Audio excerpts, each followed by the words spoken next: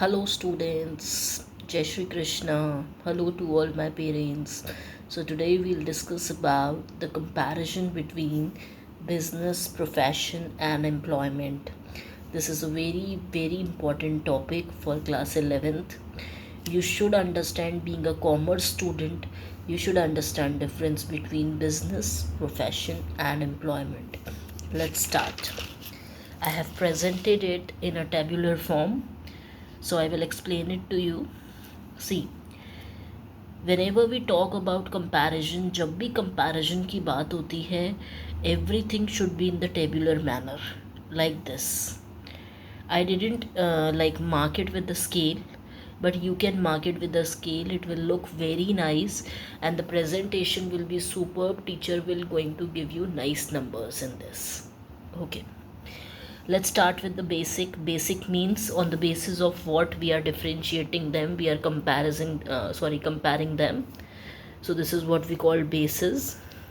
Then we'll talk about business, then we'll talk about profession, and then we'll talk about employment. Okay, सबसे पहले we'll talk about mode of establishment. तो business को खड़ा करने के लिए एंटरप्रेन्योर का डिसीजन ज़रूरी है और कुछ लीगल फॉर्मेलिटीज़ रिक्वायर्ड रहती हैं. प्रोफेशन में आपके पास मेंबरशिप होनी चाहिए किसी प्रोफेशनल बॉडी की, and you have to be with your practice certificate. And for employment, आप अगर कहीं नौकरी कर रहे हैं तो you just need to have your appointment letter. This is what we called mode of establishment, तीनों का. नेचर ऑफ वर्क की बात करें तो for business it's all about purchasing and selling of goods and services to public. सामान खरीदना बेचना public को, वो है. सर्विसेज का भी यही है, खरीदना बेचना पब्लिक को. तो ये चीज़ होती है बिजनेस.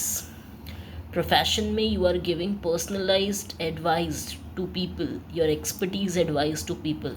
जिस चीज़ में आप एक्सपर्ट हैं, जिस चीज़ की आपको नॉलेज है, वो चीज़ आप लोगों को सर्विस दे रहे हैं, उनकी हेल्प कर रहे हैं, उनके ग्रीवियंसेस को, उनकी प्रॉब्लम को आप सॉल्व कर रहे हैं. Performing work, yes. Nature of work employment का सिर्फ ये है कि जो आपके ऑफिस ने आपको, आपकी कंपनी ने काम दिया है, you are just performing that work. Then if I talk about qualification, so obviously businessman के लिए there is no any qualification required. पढ़े लिखे हैं तो बहुत अच्छी बात है, नहीं पढ़े लिखे हैं तो बिजनेसमैन जो होते हैं, ज़्यादातर देखा यही जाता है कि जो कम पढ़े लिखे होते हैं वो अपने फैमिली बिजनेस वगैरह को ही करते हैं. और ज़्यादातर आप अगर बिजनेसमैन देखेंगे तो वो थोड़े कम पढ़े लिखे ही आपको मिलेंगे. I am talking about majority. कुछ बिजनेसमैन ऐसे भी होते हैं, those who are very educated, but वैसे एक बिज़नेस को चलाने के लिए मिनिमम एजुकेशन की ज़रूरत होती है. Qualification, expertise, training, yes.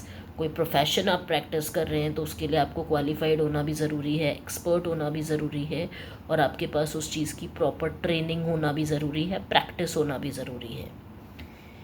Okay, then for employment, qualification as per employer. जैसा आपकी जॉब चाहती है कि आपकी क्वालिफ़िकेशन होनी चाहिए, वैसी आपकी होनी चाहिए.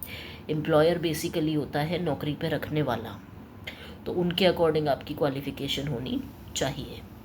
Then if I talk about reward and return, so obviously for business, profit is a return. For profession, professional fees is return. For employment, salary, अगर आप एम्प्लॉय हैं या फिर आप किसी वर्कर क्लास में हैं, मतलब आप थोड़ा लो लेवल के वर्कर हैं उस कंपनी में, तो आपको वेजेस मिलेंगे. सैलरी एम्प्लॉयज़ को मिलती है और वेजेस वर्कर्स जो होते हैं, थोड़ा लो सेक्शन, लो लेवल पे जो काम करते हैं, उनके लिए वेजेस होते हैं. कैपिटल इन्वेस्टमेंट, ऑब्वियसली पैसा लगना बिजनेस में.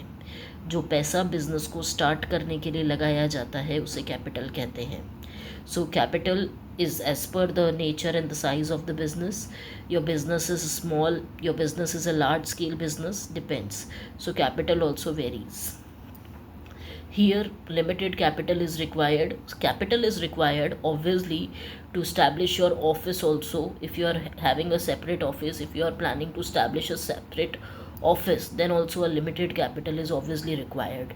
But for employment, no capital is required, because everything is like established by employer only. Company के मालिक सब establish करते हैं, उसके लिए आपको कोई capital required नहीं है. Risk, obviously business is equals to risk. Profit business में अनसर्टेन रहते हैं, इरेगुलर रहते हैं. If you have started a business then you can't expect your business to earn profit on daily basis, of course not. आपका business loss में भी जाएगा, profits जो होंगे लॉस में नहीं जाएगा, तो इरेगुलर होंगे. So this is what we call risk regarding business. Then if I talk about this profession, so here fees is regular. आपके क्लाइंट्स आ रहे हैं, आप उनको डॉक्टर हैं तो ट्रीट कर रहे हैं, आप एडवोकेट हैं तो उन्हें बता रहे हैं, एक्सपर्टीज़ एडवाइस दे रहे हैं. So your fee is regular. And as an employ your fixed payment will come on a fixed date. तो इस तरह का सिस्टम रहता है रिस्क का. इधर कह सकते हैं सबसे ज़्यादा रिस्क बिजनेस में रहती है. ट्रांसफ़र ऑफ इंटरेस्ट, आप अपने बिजनेस को ट्रांसफ़र कर सकते हैं, yes, with some formalities. Okay, पहले दादा संभाल रहे थे, दादा ने पापा को ट्रांसफ़र किया, पापा ने बेटे को ट्रांसफ़र किया. This is possible but with some formalities. Here in profession not possible. Obviously आप डॉक्टर हैं, आपने किसी और को, फैमिली मेम्बर को आपकी जगह डॉक्टर बना के नहीं बिठा सकते, because you have that professional expertise in that. तो this is not possible. And if I talk about employment, so obviously in this also is not possible, because you can't expect your owner to transfer the company in under your name. Obviously not. आप एक employ हैं, आपको थोड़ी दिया जाएगा company पूरा. तो बिल्कुल ट्रांसफ़र यहाँ भी पॉसिबल नहीं है. But in the family business, in the business it is possible. Code of conduct, no code of conduct is prescribed. एक बिजनेसमैन के लिए कोई रूल्स रेगुलेशन नहीं होते, आपको बस अपना काम करना है. सेलिंग, परचेजिंग, प्रॉफिट पे ध्यान देना है. प्रोफेशनल मैनर में अगर देखा जाए तो कोड ऑफ कंडक्ट बहुत ज़रूरी है. ओथ्स होती हैं हर प्रोफेशन की, जिनको आपको प्रैक्टिस के दौरान और अपने प्रोफेशन को स्टार्ट करने से पहले ही आपको लेनी पड़ती है. जैसे फॉर एग्ज़ाम्पल डॉक्टर्स जो हैं, उनको पेशेंट को पहले देखना होता है, वो उनकी मॉरल ड्यूटी है, बिना उसका जात पात जेंडर देखे हुए. तो that is the code of conduct which doctors follow. Norms led by employer, obviously हम कोई कंपनी में काम कर रहे हैं, कोई ऑफिस में काम कर रहे हैं, तो वहाँ जो एम्प्लॉयर के रूल्स हैं वो आपको फॉलो करने पड़ेंगे, वही आपका कोड ऑफ कंडक्ट है. उसके बाद एग्जाम्पल्स पे इफ़ आई गो, तो शॉप, फैक्ट्रीज़, ये सब बिजनेस का पार्ट है. उसके बाद legal, advocates, medical, doctors, chartered accountants, ये सब प्रोफेशनल डिग्री होल्डर्स होते हैं, जो अपने प्रोफेशन को एक प्रॉपर कोड ऑफ कंडक्ट के साथ कैरी करते हैं, या फिर आप कह सकते हैं ऑपरेट करते हैं.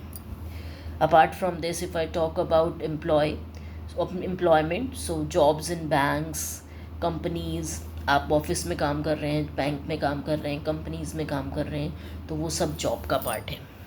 So student, this is very important, and this is the content related to business studies and very important for class 11th students, commerce students. So please have a look. Hope you like it. Bye, take care, and don't forget to subscribe the channel.